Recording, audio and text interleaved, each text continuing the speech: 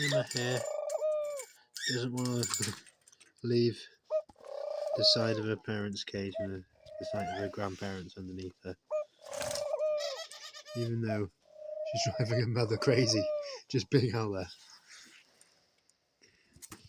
She's just too cute.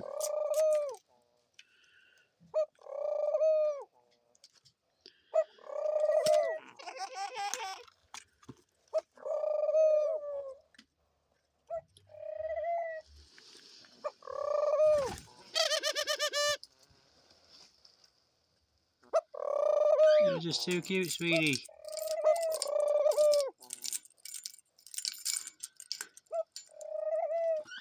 You can't eat that.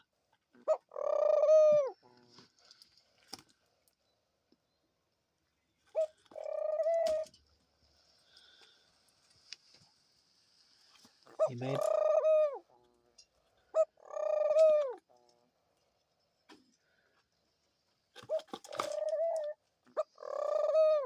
I gotta get you up now, sweetie, because you gotta go back into your cage.